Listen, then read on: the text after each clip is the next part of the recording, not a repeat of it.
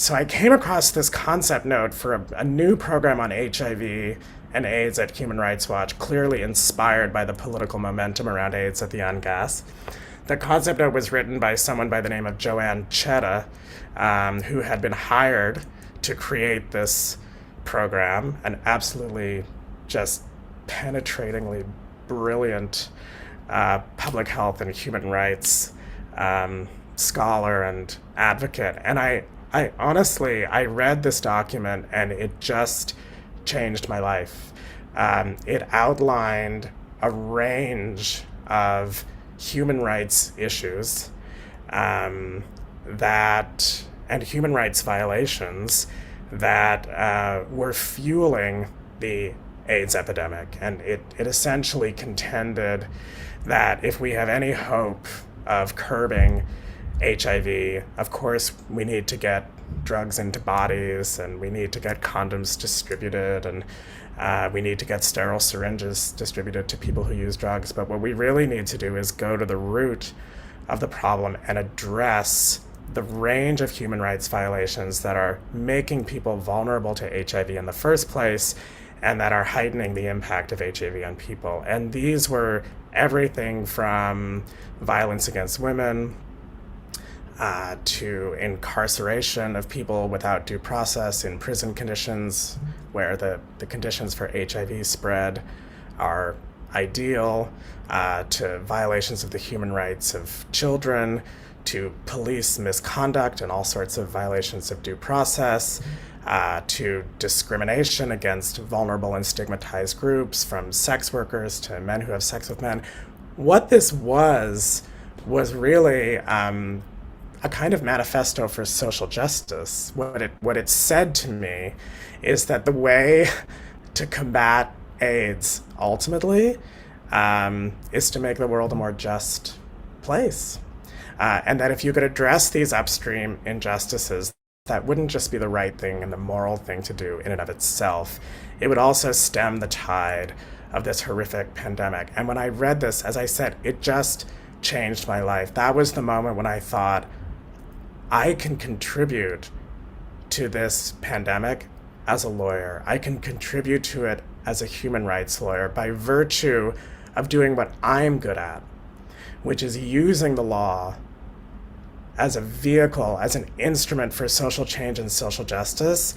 I can have an effect, a positive effect on what has until now been described and understood as a medical problem. And that opportunity inspires me to this day. With Open Society, there was a chance to work with these extraordinary people on a much bigger platform, and then to invest money into precisely the kinds of programs that we at Human Rights Watch were screaming at governments that they needed to implement. One idea that I had, and which is honestly, it's so important, it's probably a lot of the reason I took the job, that I would offer as a really important illustration, was the idea that, if you assume that upstream infringements of people's human rights and their legal rights is part of what amplifies their vulnerability to disease, right? Then it must follow that providing people with redress for those infringements, providing them with legal services, educating them about their rights, is going to have salutary benefits on their health. So with that kernel of insight, I thought, well, wouldn't it be interesting to try to integrate legal support, legal empowerment, and legal services programs into the very health programs that Open Society was supporting. So if Open Society was supporting a needle exchange program, put a lawyer on the staff of the needle exchange. If Open Society is supporting a hospice, put a lawyer on the staff of the hospice. if Open Society is supporting a health outreach program for in an informal Roma settlement in Southern Europe, add a lawyer to the team, train members of the team in the law so that they can also educate people to know their rights. This was not my idea alone. There had existed already and continues to exist this idea of medical legal partnerships, which actually place lawyers into health clinics on the exact same theory. And they use this term preventive law. And the idea is that sometimes for the fraction of a cost, you can intervene in the legal system to affect the social determinants of health in a way that makes people healthier. Barry Zuckerman, the brilliant Boston pediatrician, started something called the Medical Legal Partnership for Children at the Boston's Children's Hospital and saw incredible improvements in health outcomes by putting lawyers into his pediatrics clinic. And I thought this basic idea of integration of health and legal services can be scaled up across everything that Open Society is doing. I think the other development under Sharmila and I is that the strategy just got a lot more political. You know, it started to incorporate themes of localization, of shifting narrative power, of moving towards economic justice, of speaking explicitly not just about the social determinants of health, but the economic determinants of health, the political determinants of health, themes that would become incredibly important and pronounced in the COVID era. I mean, we knew a bit about COVID from China in late 2019, but you know, any expert would be lying if they said they knew at that time it was going to be a global pandemic, right? That wasn't until March.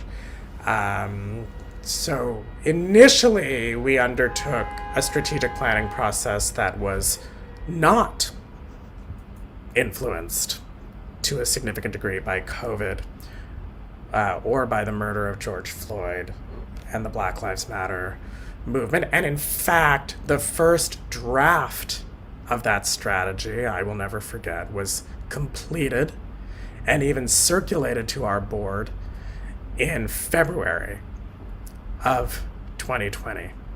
And I finalized it and I emailed it to them from my hotel room in Johannesburg, just as I started to have a sense that COVID was going to become a global emergency. I mean, I just knew that this pandemic was going to completely change the landscape of our field forever. I didn't know how. I couldn't predict the future. But there the strategy was, sitting with my board, sitting with members of the global board. I mean, it was a great strategy. It just didn't reflect the revolution that was about to happen in our field as a result of the pandemic. And then in May, the following month, George Floyd is murdered on Memorial Day, unleashing, you know, a global outcry for racial justice, the likes of which I'd never seen in my lifetime.